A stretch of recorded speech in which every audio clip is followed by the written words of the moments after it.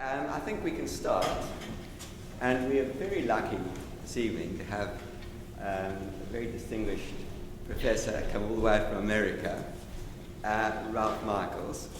And when I was getting ready for this evening, I Googled him, and I found out he's a very famous baseball player, according to Wikipedia. He has an entry in Wikipedia.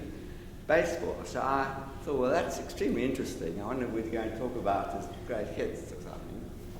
Then I kind of had my doubts. I thought, well, maybe I'm making a mistake. So I looked at all the entries on Google, and there were about 6 for the baseball player. And then there was another entry for a professor of law. So I thought, oh, well, that must be him. And it was. He's not going to talk about baseball.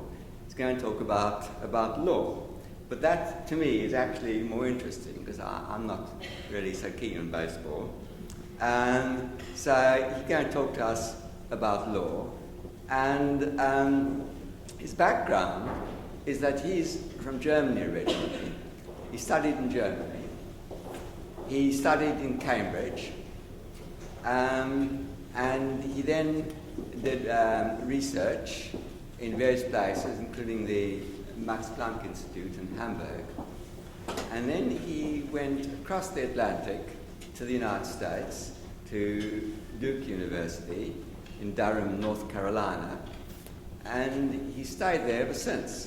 So you could say that he combines the ideals of German scholarship and American scholarship. And that seems to me to be a pretty potent combination, actually. And he's going to talk to us today about dreaming transnational law. And I've got some idea what he's going to say, but I won't tell you anything about it. I'll let you listen to it. But he is an expert on comparative law and conflict of laws, known to some of you as private international law. So that's his background, and I think we're going to have an extremely interesting talk about him. And so I'll hand him over to you, or you to him. Thank you, Professor Hartley. Of course, in preparation for today's talk, I also Googled Trevor Hartley, whom I knew before. I will not tell you what I found. Professor Hartley, ladies and gentlemen, I should like to begin with a quote. Do you dream? When do you dream? What do you dream about? You dream about international arbitration. Is there a dream for international arbitration? Is the concept of delocalized arbitration or arbitration not controlled by national law a dream or a nightmare? You might think you heard a psychoanalyst speaking, but you would be wrong. In fact, the quote comes from an arbitration law practitioner, and not just anyone. The speaker was Julian Liu, then the head of arbitration at Herbert Smith, and the occasion was the 20th Freshfield lecture given here in London some 5 or 6 years ago. The title of his presentation was, and please remember this, Achieving the Dream, Autonomous Arbitration. And actually, Liu is far from being the only one to dream. The literature on transnational law is full of dreams, visions, and invocations of faith. We read about dreams of an adjudicatory system of autonomous arbitration outside the control of states. We find visions of a lex mercatoria, a commercial law outside the state, created by markets themselves, and focused exclusively on the interests and expectations of commerce. And we are confronted with calls to have faith in a new transnational law that helps us transcend the pettiness of national politics. Celia Wasserstein-Fassberg, professor of law at Hebrew University, spotted the trend earlier. And I quote, "For a long time, the existence of lex mercatoria, rather like the existence of God, seemed to depend largely on the will to believe. Much early writing on the subject was characterized by an ideological, almost mystical zeal. It was advocatory rather than descriptive or analytical." Now, literature on transnational law, and especially on international arbitration, has often been criticized as ideological or zealous. But the mystical aspect has largely escaped attention. In my lecture today, I want to focus on precisely this mystical angle. I want to ask why faith and dreams and visions are such frequent patterns and tropes, and what that can tell us about transnational law, its promises, but also its limits. After all, neither international commercial arbitration nor transnational commercial law is your usual stuff as dreams are made of. Arbitration is essentially nothing more than a voluntary dispute resolution mechanism. Parties from different countries opt out of the state courts and instead submit their dispute to a panel of arbitrators that they designate. States were historically quite suspicious of such perceived attempts to oust ordinary courts of their jurisdiction.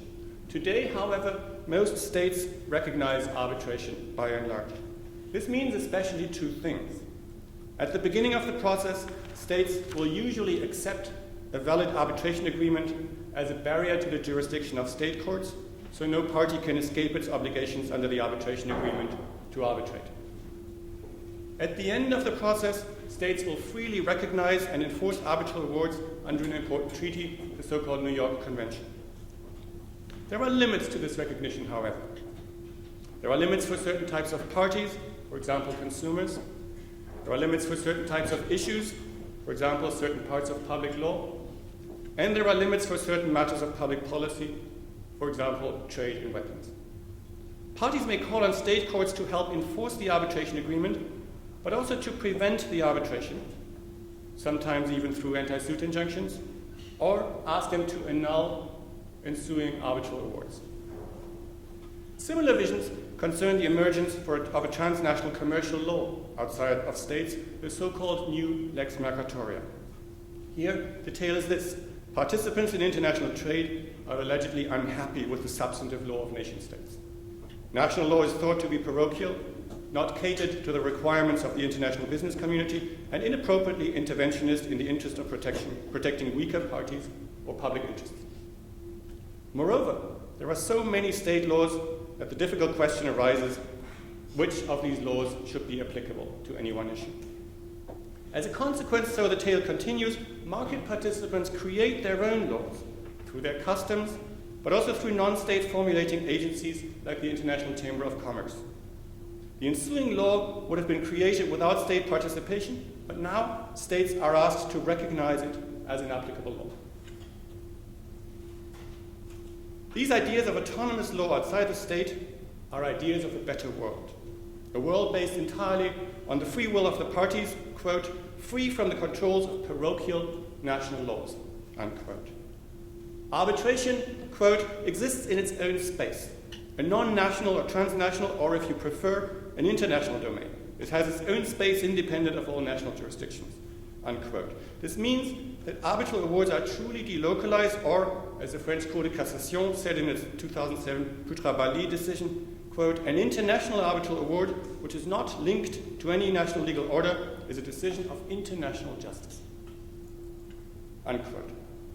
Where national justice with its petty democratic processes and insistence on human rights and the like has failed us, international justice will at last bring us to the promised land. Such a completely denationalized law is, of course, a utopia.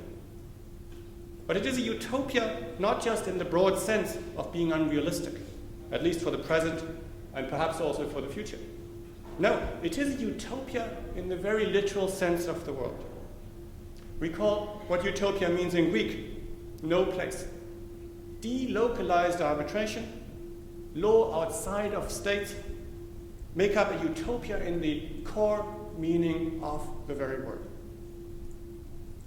This recognition opens up a new avenue towards analyzing the growing literature on a transnational law outside the state. We should, I suggest, read this literature as utopian. And we should therefore place it alongside other examples from the venerable traditions of utopian literature and of dream literature.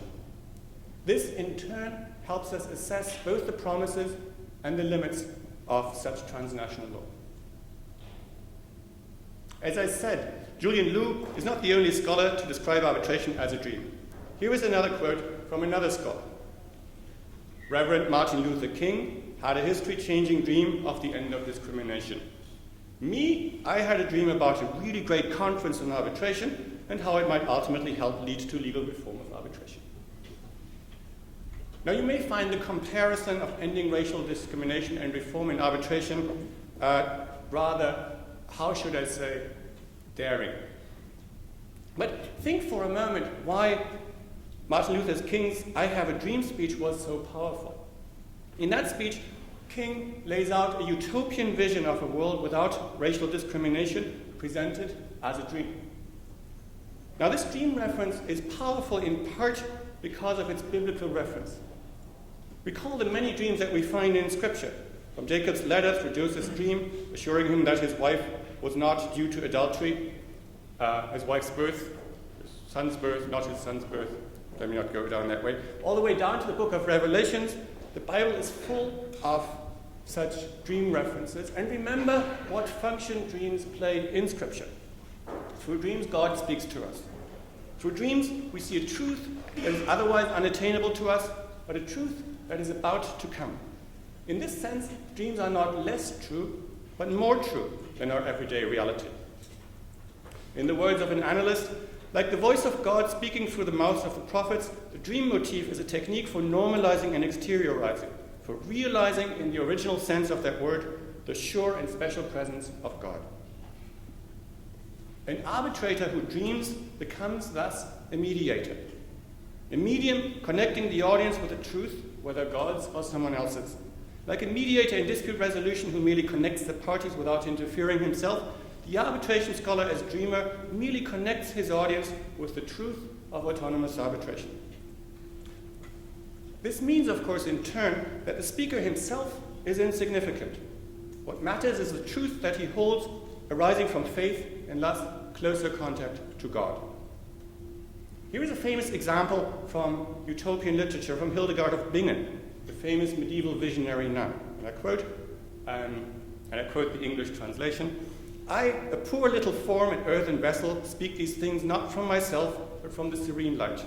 Man is a vessel which God fashioned for himself, which he imbued with his spirit so that he might accomplish his works in him. For God does not work as man does, but by the order of his command all things are carried out." And here is another example expressing the exact same thought, this one from the foreword to an Italian treatise on international commercial arbitration. "If I am right, the best role each of us can play is that of bearer of our beliefs and ideals. If this is so, what matters is that these beliefs and ideals continue to be carried on, irrespective of who the individual bearer is." The believer then is nothing, the belief is everything. But note the "if I am right" in the beginning of the quote. How do we know if a dream is true, if our beliefs and ideals are the right ones? Sometimes in dream literature, often even the dreamer himself does not even recognize the meaning of his own dreams. Gilgamesh dreams of embracing an axe and a meteorite, but then he needs his mother to explain the meaning of the dream to him. More often, however, the problem is a different one. The visionary knows that he has seen the truth, but others will just not believe him. This happens in the Bible, and it happens in international arbitration. Jan Paulsen, another famous arbitrator and centenary professor here at LSE, reports, I quote, "the terrifying experience of debating Francis Mann." Paulsen defends his vision of denationalized arbitration, but cannot convince anyone, and goes home like a defeated prophet. I quote, "It will take some time for these people to see the light," I thought as I dolefully retreated homeward. See the light. For such lonely prophets, it helps to have someone else to tell whether the visionary speaks the truth and translates from God's vessel to the mortals. In theory, that could be anybody. In the reality of religion, of course, it is often the church that aims to monopolize expertise, to tell us which visions are right and which are not. In the reality of arbitration scholarship, the expertise on arbitration visionaries lies with other arbitration practitioners. Here's a prophetic quote from a book review. And I quote, "When and if a true lex mercatoria universally recognized and clearly stated is finally established, visionaries like Carbonneau, an arbitration professor, who have helped point out its advantages and prodded legal and academic institutions towards study and action aimed at global legal structures, can take credit for a job well done." When and if, indeed, the reviewer here is a partner at Jones Day responsible for international arbitration himself. He made us qualify as an expert about the accuracy of visions on arbitration, just like the Catholic Church provides the expertise on determining the truth value of visions. Of course, he may also, dare I say it, be someone whose business might benefit if many people believe the vision. But that again is true for the Catholic Church as well. It rarely recognizes visions that run against its own interests. Not that faith is a necessary requirement for the truth. We recognize God's word as such only. Note that faith is a necessary requirement. We recognize God's word as such only if we believe. Again, we find this trope in the arbitration literature. Emmanuel Gaillard, head of Sherman Sterling's international arbitration practice and chair of the international arbitration, presents three alternative ways of grounding international arbitration in the nation state. First, in the state in which the arbitration takes place. Second, in every state in which the ensuing award might be recognized, i.e. usually France. Third, in an imaginary community of all states. Gaillard shows up nicely that these different representations, as he calls them, are relevant for day-to-day issues. They actually yield different results on important doctrinal questions, like, for example, whether an international arbitral award can be recognized even if it has been annulled by a court in the place of the arbitration, or whether an arbitrator has to comply with an anti-suit injunction rendered by a court. So one would think that Gaillard, after discussing these different possibilities, would tell us which of them is the most convincing one. Instead, we find this remarkable passage, and I quote, "What is at stake are not matters that may be disposed of by a scientific demonstration, but rather matters that belong to the realm of belief, of faith. There is no such thing as a right or wrong representation of international arbitration, as for every other vision or ideology, one may share it or not. It may be efficient or inefficient, but never right or wrong." There is then, in other words, no way to the promised land through pure reason. Julian Liu's dream of an autonomous arbitration must remain a dream precisely in order to get real. We will not have its hard reality unless we believe in it. In this sense, Basil Marquesinas quotes from Count Zeppelin's tombstone in Constance, not for arbitration, but for a convergence of legal orders, and I quote, "First you dream, then you believe in your dream, and then it happens." The use of the quote is a little puzzling. First, you know that the Zeppelin airship actually had a rather unfortunate end when it went up in flames. The quote becomes more puzzling indeed when you realize that Count Zeppelin's tombstone is not in Constance but in Stuttgart, and that its inscription is also quite different. But leaving all that aside, the quote remains startling. First you dream, then you believe in your dream, and then it happens. We have a direct path here from dreaming through believing to happening that requires no rational argument and no rational justification. These dreams then are paths to another world that is more true and more perfect, a utopia.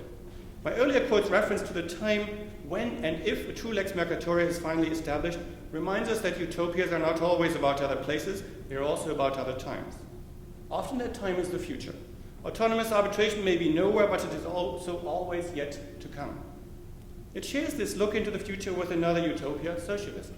In Edward Bellamy's Looking Backward, published in 1887, a young hero falls asleep after a socialist meeting, not during a socialist meeting, and wakes up 113 years later in 2000 in a Boston that displays considerably more socialism than just universal health care. Everyone retires with full benefits at age 45 and may eat in any of the public kitchens. All factors of production are owned by the state. All goods are equally distributed in its citizens. Private litigation has ceased. Here the socialist dream differs from the dream of autonomous arbitration. As has most crime, what crime remains is treated as a medical condition. And sometimes utopia is not about the future, but about the past. Not about the promised land that is to come, but the Garden of Eden from which we have been driven.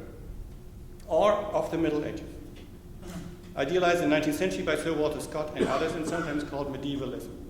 William Morris, writing a short period after Bellamy, also describes the dream of a socialist utopia, but his dream vision, entitled News from Nowhere, goes not to the future but to the past, an imagined idealized Middle Ages with no private property, no big cities, no authority, no monetary system, no divorce, no courts, no prisons, and no class systems. Such medievalism exists in law as well.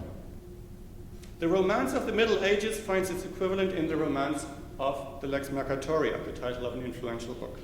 I quote from Julian Liu's own romance of his Paradise Lost, but I could quote countless other such seemingly historical accounts. Here's the somewhat lengthy quote. In the Middle Ages, the regulation of arbitration by national law was non-existent or minimal. The business community was left free to structure and use an arbitration system it considered suitable for its needs. The early forms of arbitration often existed without the blessings of, and perhaps oblivious to, the judicial mechanisms and national laws of the sovereign states in which they operated and which may have been relevant. In fact, at that time, arbitration was crafted specifically to facilitate the dispute resolution needs of a particular industry or community. There was no need or desire to imitate the procedures of any judiciary. It was often precisely what the industry sought to avoid. To determine these disputes, arbitrators applied relevant established custom, created out of the merchant's own needs and views as the legal rules and standards according to which rights and obligations of the parties were determined, often shunning the legal technicalities and substance of local law. This was an international commercial law applicable to these international transactions, the lex mercatoria of those times. Now, literally none of this is historically true. Adjudicatory processes in the Middle Ages were exclusively local and mostly run by official entities. While we had arbitration, arbitrators were often not merchants of the trade of the parties, or they were even no merchants at all.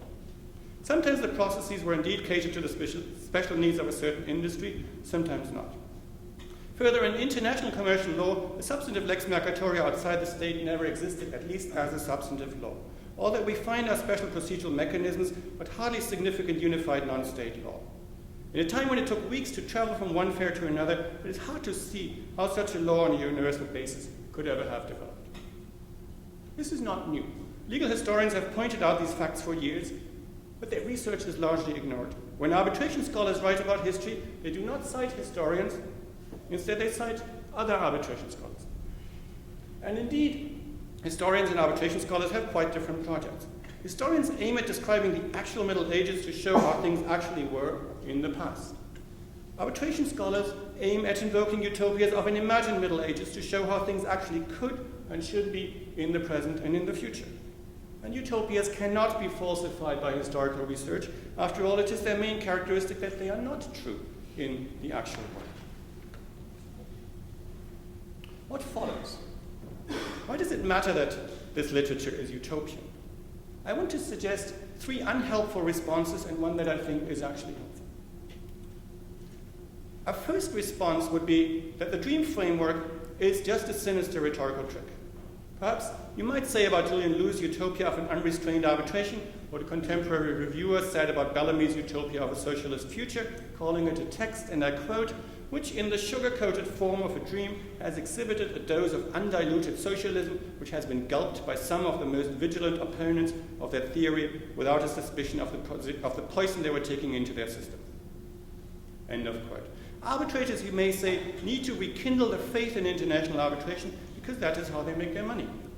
At least one quote from a practitioner lays out quite clearly the terrible consequences that would ensue from a lack of faith. And I quote, there seems to be a belief that international arbitration is facing a crisis of confidence that could jeopardize its preeminent status. That belief is a cause of concern for the individuals, firms, organizations, and localities that have economic interest in the success and continued growth of arbitration, including lawyers, arbitrators, arbitration associations, and administrative bodies and localities that have or hope to become major centers for arbitration proceedings. After all, international arbitration has become a big business, relatively speaking. You see the invocations of belief and faith and confidence in this quote as well. But I do not think that this is actually a very helpful criticism. It is probably correct that the dreamer would benefit if his dream were to come true. But sugarcoating is present in all types of advertisement. And of course, a lot of arbitration scholarship is also a type of advertisement.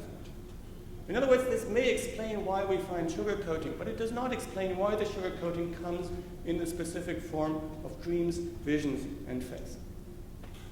So here's a second possible response that we find in utopian literature and dream literature. Utopianism avoids reality and instead depicts alternative, unattainable universes. I mentioned utopian socialism, so we should also recall that Marx himself was quite critical of the early utopian socialists like Fourier, Owen, and Saint-Simon. And the criticism has been made repeatedly also against transnational law, especially in the form of lex mercatoria. Klaus-Peter Berger, whom I spotted, himself a proponent of lex mercatoria outside the state, reports on such criticism made against autonomous transnational law as follows, quote, opponents attack the new lex mercatoria as a legal utopia, a useful illusion or legal dreams of the future, as wishful thinking and as a disguise for the marketing of own solution. And he defends lex mercatoria by denying its utopian character. He ends his impressive book by saying, in this age of private governance and legal pluralism, the new lex mercatoria is not a myth or dream of the future. Today, transnational commercial law, the new lex mercatoria, is a fact of life. It may be a matter for debate whether indeed it is a fact of life. But I also do not think that the utopian character of utopias alone is a reason to reject them. Ultimately, utopias are not about other places, but about ours. They're not about other times, but about our own. When Cicero, towards the end of his Republic, describes the dream of Scipio, a dream that becomes the most important model for dream literature in medieval England later, this dream is little more than a replication of the image of the state that he laid out before. Bellamy's dream of the future that I've referred to a couple of times is not called looking forward, but looking back. And it turns out that the people in his imagined Boston of the future have an awful lot to say about Bellamy's own time. In the end, he cares less about the beautiful reality of the future than about the capitalist nightmare of his own presence. Both of those quotes from the book. In fact, in almost all dream literature, we find the same pattern. The dreamer falls asleep in a situation of great distress over the troubles of our own world. Remember Bunyan? He is then transported into another space or time that he finds to be perfect, and finally and crucially, he awakes in the here and now, relieved of his former troubles, and ready to tell us others about the dream. The same is true in arbitration. News and Views, the regular publication of the Chartered Institute of Arbitrators, reports in the 1998 issue the so-called Report of Fact-Finding Visit to Utopia. In this report, Utopia has an arbitration act that looks almost exactly like the 1996 UK Act. There's only one difference, and I quote, in the Utopian version, all of the arbitrator's powers are mandatory and subject to the unfettered discretion of the arbitrator. The parties cannot by agreement increase or limit the power of the arbitrator, end of quote. And as a consequence of this difference, everything works fine in Utopia. The report ends with the usual return to the miseries of our world, and I quote, after such an enlightening experience, it was so disappointing to return to England and find that nothing had really changed, and our process still felt as though we were wading through treacle. I take it treacle is a particularly English reference. In fact, the proposal of a better alternative world that permeates all utopian literature always comes first and foremost as a critique of our own world. Neither Plato nor Thomas More are interested in alternative universes. They use Utopia in order to critique the world of their time. In the case of autonomous arbitration, this critique is directed against the national character of law and the positivism of its sources. National commercial law is said to be inconsistent with the requirements of a global economy. Positivism, with its limited view of law as emerging from a sovereign, is said to be insufficient for a world in which much law is made by non-state actors. Legal practitioners, arbitral panels, but also so-called formulating agencies like the International Chamber of Commerce and ISTA. The dream of autonomous arbitration speaks less to the other world, that of arbitrators, and more to ours, that of state courts and judges. State courts are asked to enforce arbitration agreements even in the face of anti-suit injunctions. State courts are asked to enforce arbitral awards even if these awards have been annulled in their home country. Utopia provides ideas about other worlds, but the solutions it suggests are solutions for our own world. This gives way to a third possible criticism of utopian literature. If utopian literature is about our own world rather than the other, why should we have to rely on dreams, faith, vision to embrace it? Autonomous arbitration, non-state laws are quite revolutionary ideas. Should we not then demand that they be justified by more than dreams and faith? The answer is not as clear-cut as we may first think. Consider this. Our current paradigm of law, that of national positivism, the paradigm that transnational law tries to overcome, is of course also built ultimately on a certain type of faith. Take the rule of recognition, H.L.A. Hart's suggestion that the normative bindingness of positive law rests in the socially observable fact that people in fact recognize the rule-making power of the sovereign. What other grounds exist for this recognition than the people's faith in the law-making authority of the sovereign? In legal positivism, the basis of all law lies in the sovereign state, but the state is a myth, as Cassirer reminds us, and sovereignty as a legal concept rests not on the actual force of the sovereign, but instead on a mutual faith in it. And historically, legal positivism did not prevail over the earlier paradigm of natural law because it was more rational or less reliant on faith than natural law. No, legal positivism prevailed because in its time, the faith it required was more convincing than the earlier faith. Natural law had required a certain unity, a unity of religion where law was based in God's will, a unity of reason where law was based in reason. When this unity became questionable in times of religious pluralism, legal positivism became a response to the crisis of that unity. Now that a transcendent truth could no longer be found outside society, it had to be sought within the compromises that society was able to make through the political process in the nation-state. And in the same way in which legal positivism reacted to a crisis of natural law that pre-existed, the literature on transnational law in turn can be viewed as a sign for the crisis that legal positivism is indeed suffering today. The crisis of legal positivism comes from two connected developments. The first development is globalization, the transcendence of national boundaries in commerce and communication. The second development is privatization, the growing importance of norms formulated and enforced by non-state entities. And the combination of globalization and privatization arguably calls for a global private law, autonomous arbitration, and a new lex mercatoria. The faith in sovereignty no longer holds, and this means a new faith has to be developed. In other words, the faith aspect, the irrational moment that is grounding this transnational law, is not its disadvantage, at least not compared to other types of law that we have experienced before. I think the real problem with the utopia of delocalized arbitration lies in another problem that we can find in utopian literature.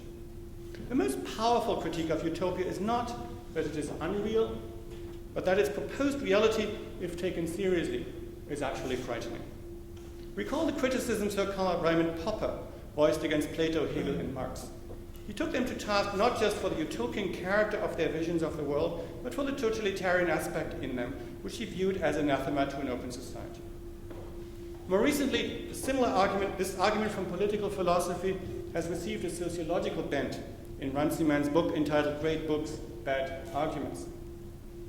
Runciman argues that Plato, Hobbes, and Marx have insufficient understanding of the production of order in society. They think it can be brought about only through a despot. Think about it. We can learn a lot from Thomas More's Utopia, but we would not seriously want to live there.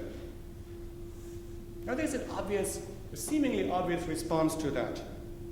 Autonomous arbitration is the opposite of totalitarianism because it rests entirely on party autonomy. It does not exclude personal freedom, it takes it to be the basis of the entire order.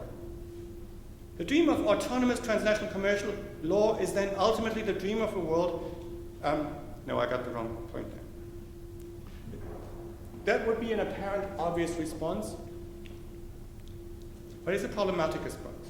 The dream of autonomous transnational commercial law is ultimately the dream of a world in which political discourse has been eliminated or made unnecessary by market rationalities, where the fullness of human aspirations and ideals is reduced to economic exchanges. Such an idealized world is, of course, not realistic.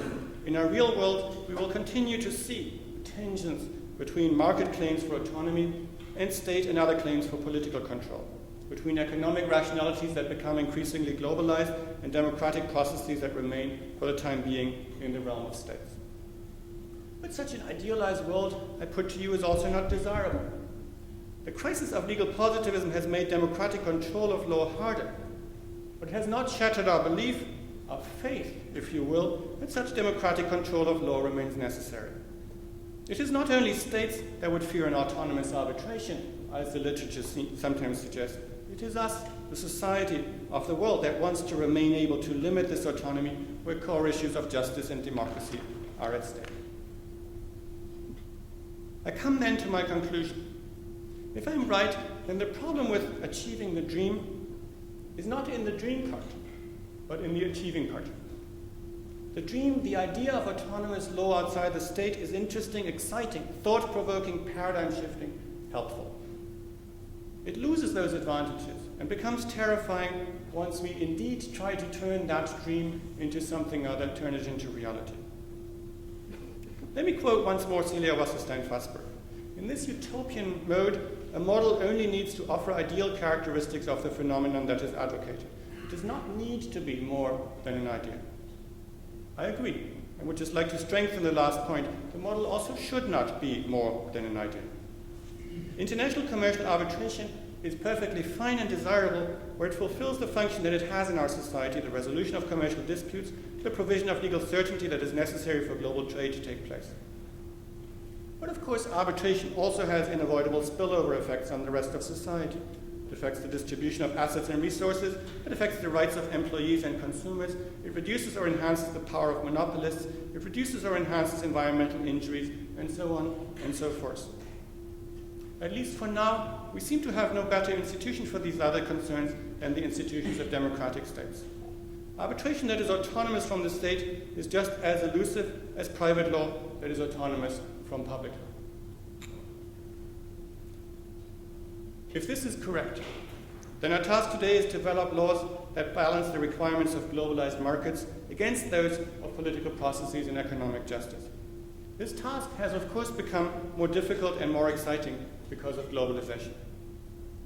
Where legal positivism has its limits, we can use all the dreams and visions and utopias that we can find. But in the end, the realities that we have to build are not in an idealized utopia, but in the messiness right here in our own world. Thank you very much.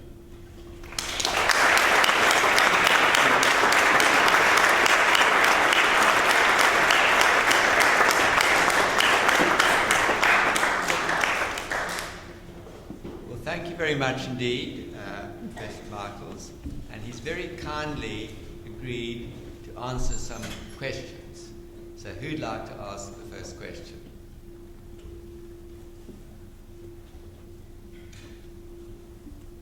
Yes.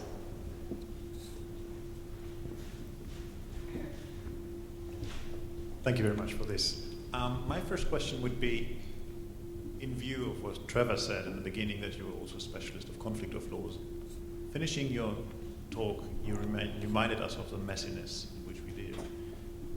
Could one say that part of that messiness, or perceived messiness, is conflict of laws? That might be one of the reasons why it is so convenient and so desirable to dream about some world without this mess? Well, the easy answer is that, like Trevor Hartley, my income depends on the existence of conflict of laws because that is what I teach. So this is not an idealized vision for me. It would put me out of a job. But I will also say that I think it is a mistake to think that conflict of laws is the cause for the messiness. Conflict of laws is in many regards the response to the messiness or the fragmentation of the law that we find. And that used to be the fragmentation of just different laws of nation states, and it becomes a much more complex fragmentation today of public and private laws. So if we look at international arbitration, it dispenses with some types of conflict of laws, but of course it creates its own issues of conflict of laws. Where we have lex mercatoria, the conflict between that privatized law and the laws of nation states. And of course we have the unavoidable, as I claim, connections between the system, if it is a system of arbitration, and nation states. And so we will retain the fragmentation and the messiness, and so we will retain some conflict of laws. And in fact, I think some conflict of laws solutions will have to change and be developed for this new world after positivism. But I don't think conflict of laws will go away. I hope it will not go away, but it will continue to help us and see the light. Could I ask you, whose conflict of laws? Mine. Transnational conflict of laws or nation-state conflict of laws? So I think, in fact, that the promise of conflict of laws, and I've thought about that a lot actually, is decentralized character, which is no longer true in the European Union, but is historically true and is true everywhere else. So conflict of laws is always a particular perspective of one system on its relation to others. And sometimes, of course, those approaches do not match and lead to tensions.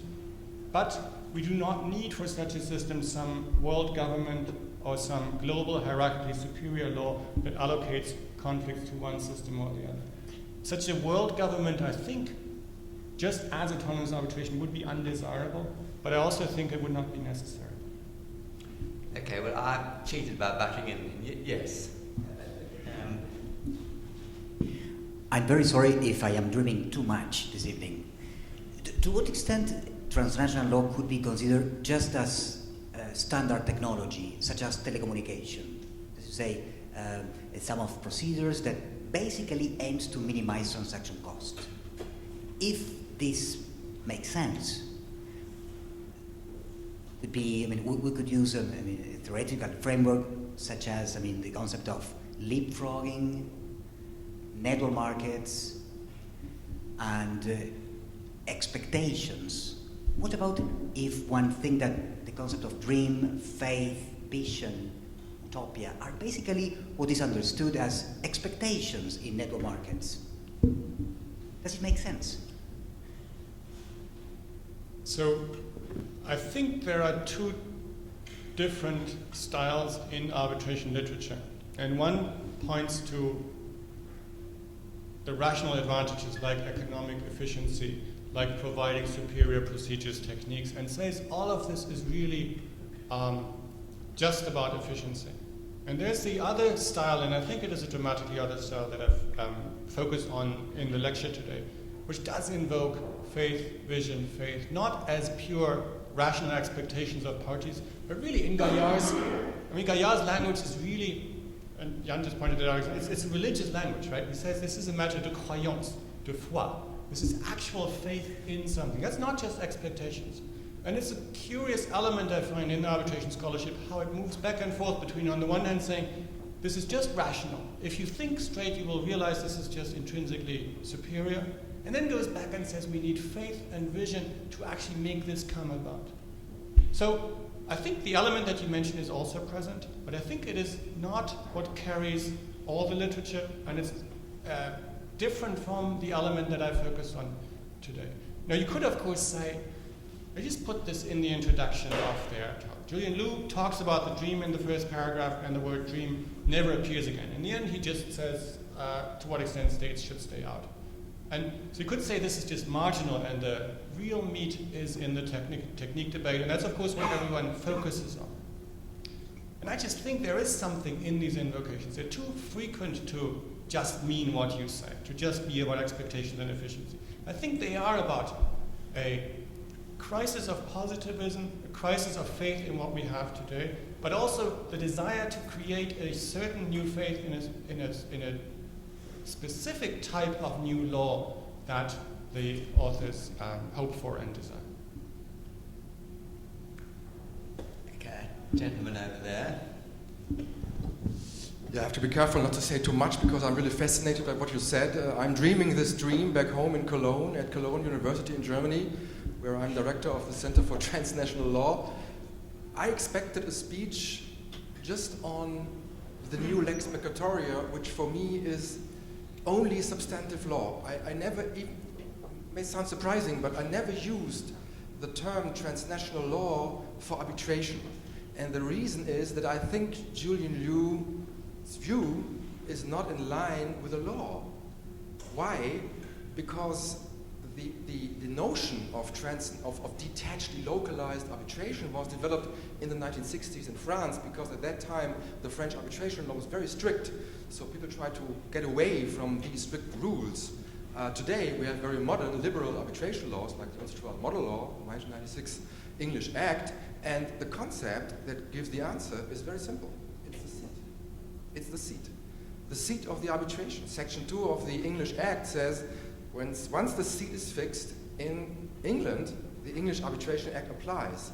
Now the Act is very liberal, contains many non-mandatory provisions, so it looks as if it's detached from domestic law, but it's not. The freedom is granted by the law. So for me, arbitration has always been connected to a domestic law. That's Savigny, the seat as the conflict rule, basically. Territorialization, that's what Savigny thought, and that's what we still do. It's surprising, but that's what we do in the area of arbitration.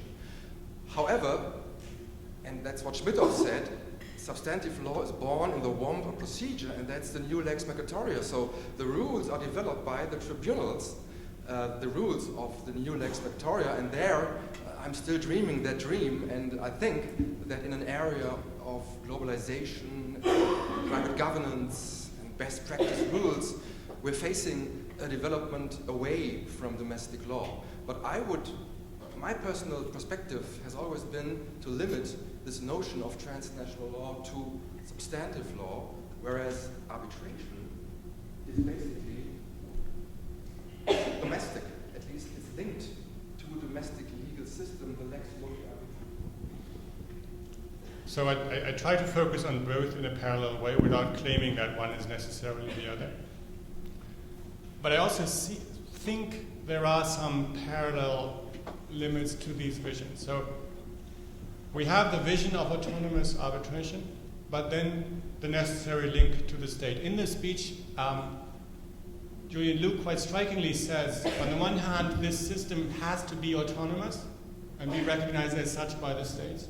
And then he says, and for that reason, that autonomous system has to be recognized and enforced by the states. So precisely because arbitration does not depend on the recognition of the states absolutely have to recognize it and enforce it as strongly as they can. But there's a certain inconsistency there, I think, in the reasoning.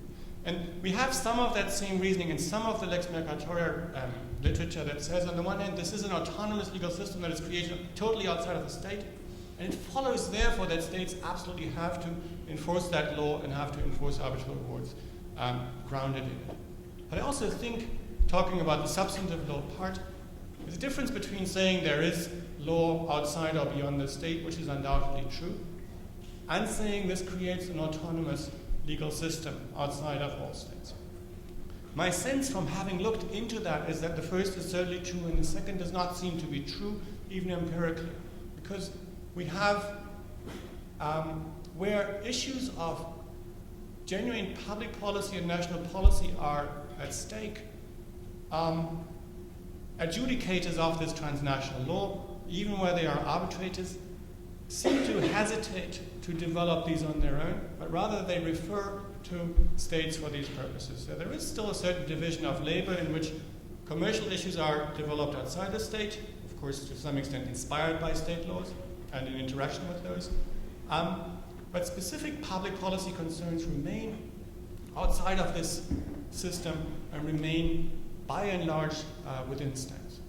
And there I think that the claim of an autonomous system of lex mercatoria, just as the claim of an autonomous system of international arbitration, is not empirically accurate. I also think it is not normatively desirable for more or less the same reasons. I think Michael Bridge is next, and then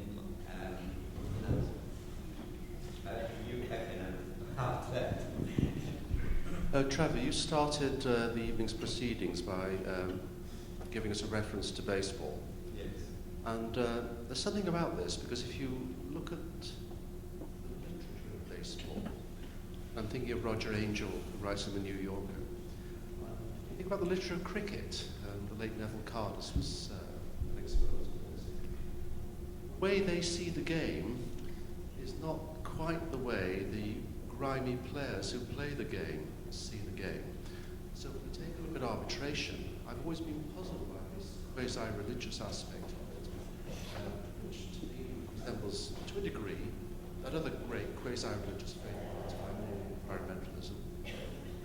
What I see is people driven by the practicalities of being able to choose an arbitrator, being able to get the awards enforced in the large number of countries, and being able to establish commerciality. When one sees that successful arbitrators are suddenly fixed senior lawyers and retired judges, supporting the expressive standing of the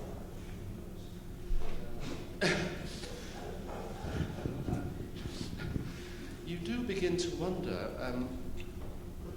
whether there is very much in the notion that people submit to arbitration are indication of the technicalities and the delicacy and intricacies of the law. I want to talk also about someone who doesn't vary the message to the arbitrator being immediate and the vision of the art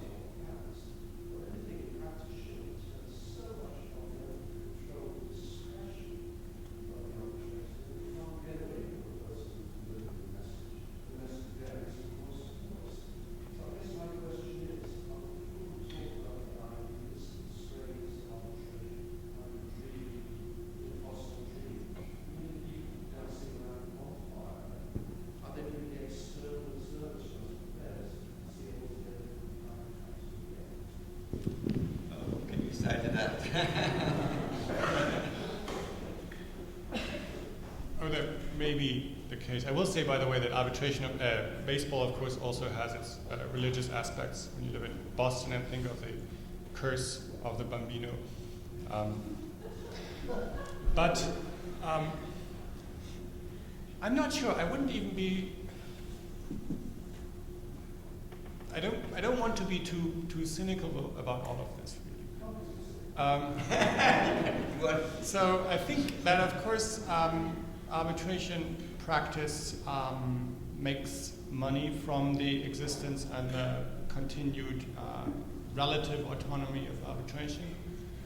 And I also think that often when we hear what the parties really want, it is not clear whether that is not what their law firms actually really want, because the parties don't think that much about actual arbitration agreements and all of that.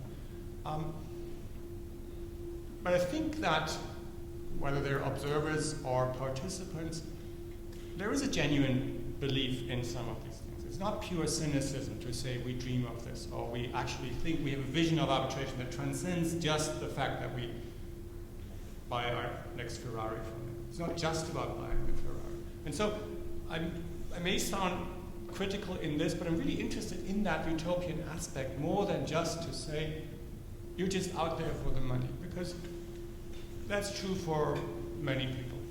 That would not be so specific to arbitrators, except maybe they make more money than many among us.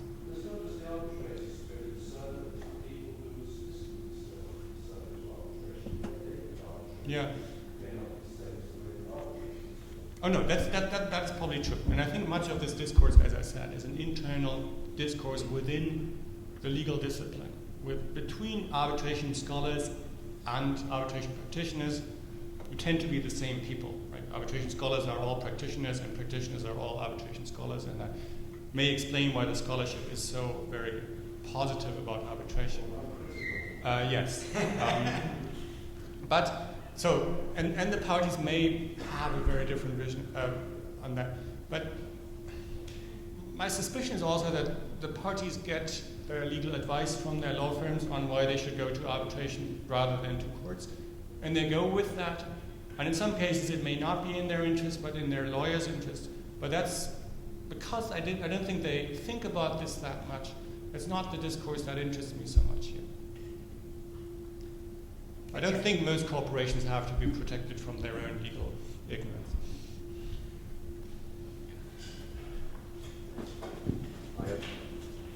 I should apologize in advance, Ralf, for asking the question, because the question's already been asked twice before. Once by Eduardo, and again by Michael Bridge here.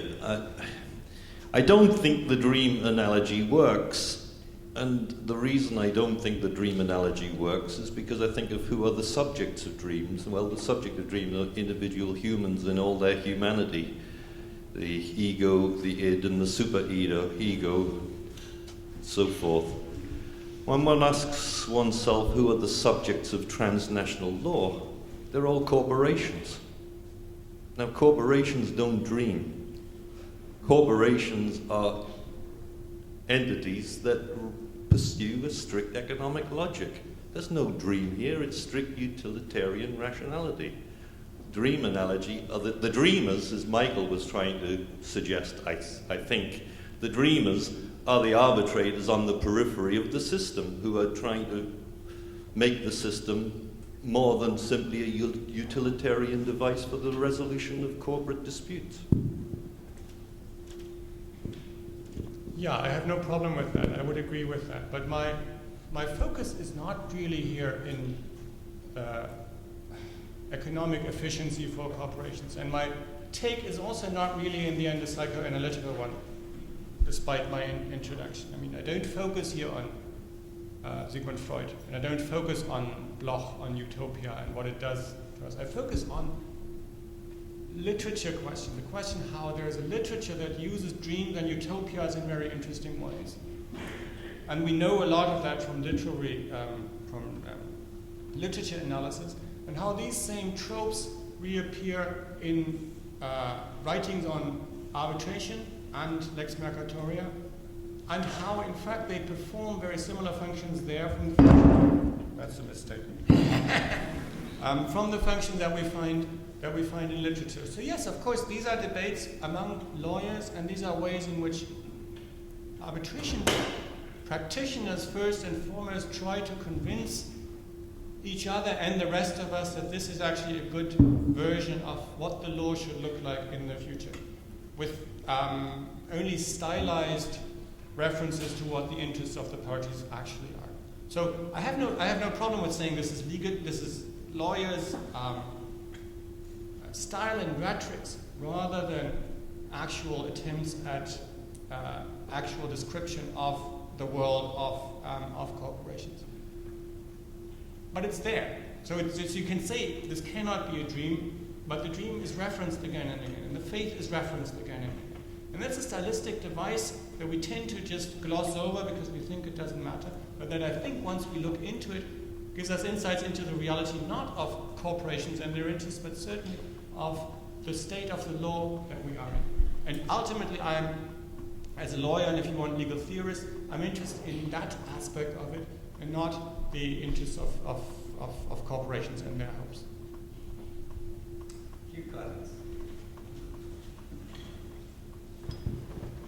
Thanks, Ralf, for articulating a feature of this literature which I noticed as well, but not really thought about, dismissed it. I wondered if I could press you to do a little interpretation of this dream around a theme that you raised in your talk. You talked about the crisis of legal positivism, the crisis of natural law. But these ideas of law have ideas about how you discover and identify that law. Natural law, at least in some versions, it's about the exercise of human reason to discover the basic principles of nature. Positivism, a rule of recognition, or something of that kind. In these dreams, I wondered what you thought the way the dreamers thought they would identify transnational. How you know it when they see it. What features does it have? I'm aware, you mentioned some negative features, like it's not national law, but there are lots of things that aren't national law. How do we know it when we see it? Do the dreamers tell us very clearly, do you think? So not in their dreams, I think, but I think what we see are interesting remnants of the earlier paradigms, if you want, coupled with some ideas of new paradigms. So the invocation of economic rationality as the basis for the right legal rule is a natural law invocation in the end. It's the idea that through reason we can develop what the correct rules are. Paradigmatically, that's a remnant of natural law. The argument to say that applicable rules are those that we can find in the formulations of formulated agencies is a remnant of positivism, to say that once we have a text there that is a written text, we can rely on that. In fact, my friend and colleague Niels Jansen has written this quite impressive book on non-state codification, where he says the decisive thing about codification has never been that it emerged from the state, but always that it provided directly accessible rules, came in a certain form, and it's that form that enables us to apply that. So although this is said to be new, it has remnants from natural law, it has remnants from positive law, and then it has claims of deriving actual rules from the observation of the sociological conduct that participants in the market in fact engage in, and derives from that the actual rules and norms in the way in which, I guess, the common law was idealized for some time, right? How we say we just observe what the English commoners actually do, and that then we turn that into a law. And in all of these, obviously, as Michael already said, it is described as a process of just discovery, kind of descriptive theory of the law, where in reality we have actual deciders who, of course, on the basis of a lot of different and not always open considerations, draw on one set of rules or another. I think, in some ways, of course, all these invocations of dream and faith and some type of connection to the truth are ways of invisibilizing the process of actual decision-making that draws not on some outer source, be it God, which it usually isn't in arbitration, but be it some other truth. But I wouldn't say that alone allows us to discredit this out of hand, because, of course, at the end of positivism, we have this crisis. Where do we find our rules? Just as in the end of tonality in music, we have the problem, where do we derive our harmonies and notes from? And so it's a searching process. It's a sign for a crisis. When we have crises, we always find utopias and faiths and true prophets and false prophets, and some of them eventually emerge as victorious, and then we'll know again, I hope. And you and I can then go to Italy again and talk about that. Well, do we have any more questions? Who else would like to ask a question? Yes. We'd like to ask 2 questions.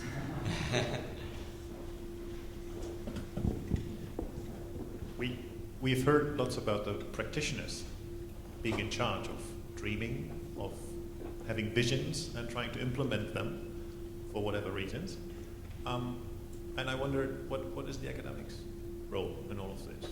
The academic role of what? The academics' role in contributing to either dreams, visions, and faith, or is it just deconstructivist, as one could maybe infer from your speech?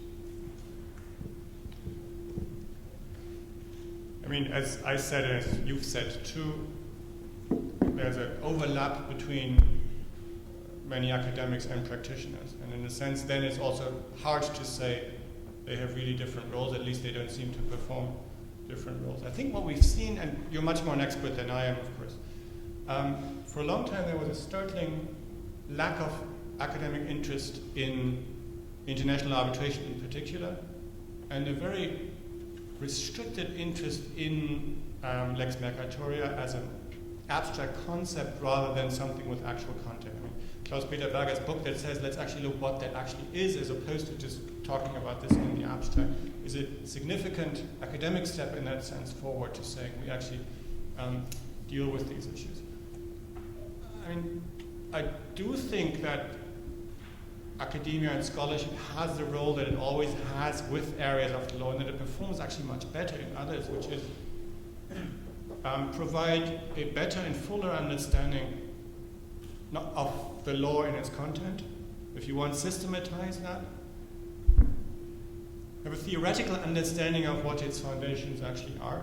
In a sense, you can say this focus on faith and dream, if it's not silly, is an attempt at least to get at one aspect of these foundation questions that are under-theorized, I think, practice doesn't really have to deal with those, and practice-oriented scholarship doesn't always fully capture those. And then, of course, also has the task that it has in all other fields, which is critique developments that seem undesirable and support developments that are desirable from a certain perspective.